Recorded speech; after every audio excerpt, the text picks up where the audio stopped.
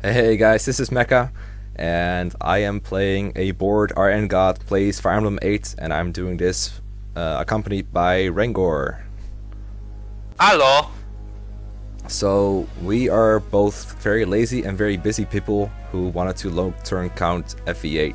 So we were like, let's do this, but then let's not make it too hard. So we changed a ROM to have 100% growths in every area, so that we don't have to rig level ups.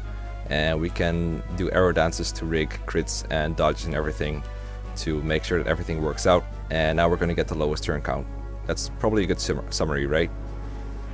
Yeah, we're essentially the N5 thesis of Domdan. Yeah, because he's doing 0% and we're doing 100%. That's true. So basically, if you don't rig perfect level ups, then you're probably not going to get the lowest turn count, or at least not perfect, but like you need certain benchmarks, and we're making it really easy to hit those benchmarks. And we're playing Ephraim route because everyone does Erica and nobody does Ephraim. Plays Ephraim route. Yeah, and we love, we love ships, I guess. We like boats. Gotta have a boat map. So now we are watching the actual video, and we're watching the actual run. This is Rengor playing because he was generous enough to start us off, which I was very happy with.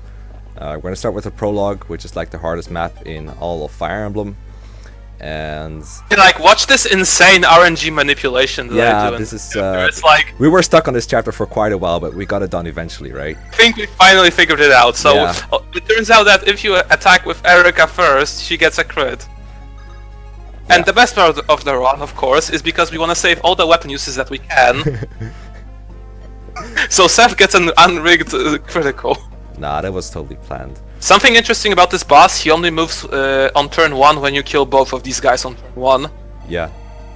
So that's why you gotta kill both the other enemies on turn 1, of course. I like how you almost save over the old save. You're like, no, I might have to go back to prologue, so I'm gonna make another save file, just in case. It's very important. Very important. Okay, so in chapter 1, what I think is really cool about Seth is that he, we know he's a god, but he actually one-hit KOs enemies with the steel sword, I think. So that means these enemies are out of the way. And other than that, I think the only hard parts are like keeping Erica alive and feeding kills to the right people. If these guys actually survived on 1 HP, it would be slightly better, because then I could feed them to Franz. That's true. I guess if you're rigging for survival, then that's not an issue. But yeah, we want Franz to have as many kills as possible. Yeah. That soldier is a stupid guy, right? Yeah. Really weird AI. He just doesn't attack you if you don't attack him, so... Yeah, I think it has something to do with the tutorial, but don't ask me what. It's really strange. But yeah, F is obviously going for S-rank swords over here. Yeah. I think we can agree that like everyone who has like tried LTC at all probably knows the strat of like carry Erica towards the throne with Seth and then dump her. Not specifically in that spot. I think I've dumped her in the forest before, and here you just. We want Franz to get kill. So. Here I am fast forwarding the RNG because Franz only has 1% crit on this guy. Yeah, enemies have. For maximum EXPs. Yeah, generic enemies have luck in this game, right? Yeah, they do actually. Yeah, it's not like FE7 where they all have 0, so that kind of sucks. He has luck, but we'll get there. Yeah, you'll get used to this RM burning. I'm gonna speed it up for later, but right now the RM burning didn't take that long.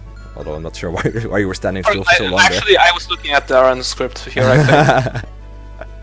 Actually, wait, I reloaded a save state. Anyway, so Seth uses an Iron Lance here, misses first, and then gets the crit just to maximize weapon EXP. Right. And oh my god, I rigged such a perfect level up. Yeah, how did I even get this? I actually thought it was very satisfying, because this is not the first run we're doing. We already, we both did a run on different files. We'll talk more about the details later. But it was so satisfying to get a perfect level up every time. So chill. Okay, so... Vanessa gets amazing. So, chapter 2. Do you like chapter 2? Are you a big fan?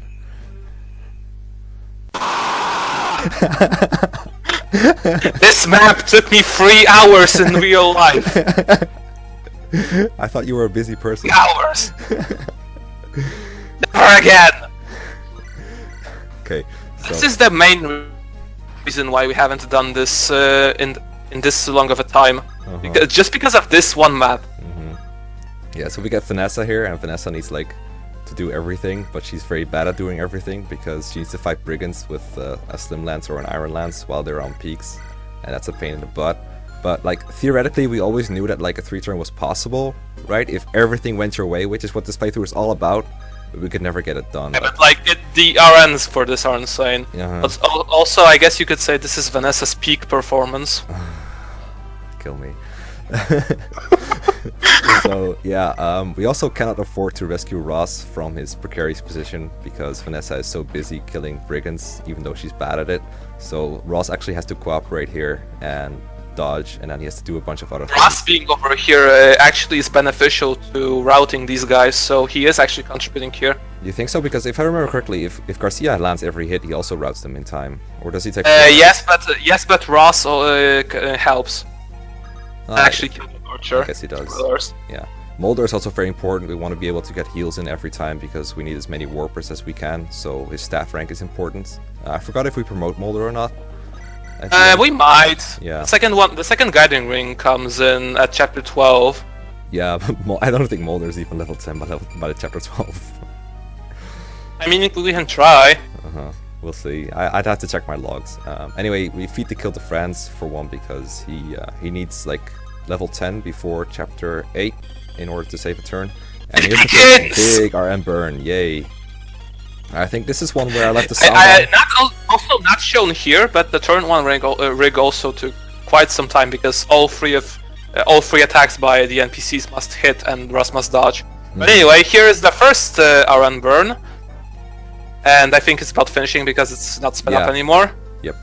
The thing I'm rigging here is to dodge with an Iron Lance because the Slim Lance doesn't do enough damage.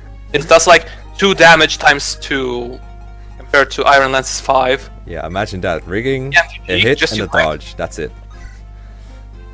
Erica is actually too weak to do anything on this map, so she just visits villages. Yeah, I think if she got like a strength level up, she can one-hit kill. Burning with Seth was annoying, by the way. There's there's like no space to actually burn these RNs. What do you mean? You get plenty of space. Okay, there's like plenty of space, but this doesn't waste as many RNs as you'd think. Yeah, true. At least this turn isn't as bad as the turn 3 rig with him, though. Oh yeah, Jesus Christ, that's the longest one. Just because it's like burning like 2 RNs per trip. Anyway, here she dodges this one, and she has to connect this hit. She can dodge either one of Bone or the other Brigand. Just hit the other Brigand. She also missed. Horseman Bandits here, by the way. Wars of Dragons says they only appear on turn 4, not here. Nope, turn 3. Right in your face. Calls the reset, by the way. Now, France leveling up luckily also had the side effect of allowing Mulder to get EXP, but first, another rig. More or less the same thing, except this time we only need the crit. I gotta say, I'm very surprised that this was actually possible. 'Cause look at the thing. Same here, like, it just barely turned out to be possible. And you didn't even This is 11% hit, 3% crit, by the way. I remember this off memory. with the Iron Lance. Or what? Slim Lance. Oh, the Gilliam with the Javelin. The Gilliam Javelin crit. It was 11% hit, 3% crit. So gross. And Vanessa's is like 27 hit, I think, with the Slim Lance. Yeah, this is 27 against the boss. Fine. And like something percent crit, 3% crit, 8% crit, something like it. 3% crit. Now 4% crit against this bandit because of the level up. And it also turned because on the previous turn she did 5 damage to his 23 HP. Now he has 18, so he's now perfectly in critical range.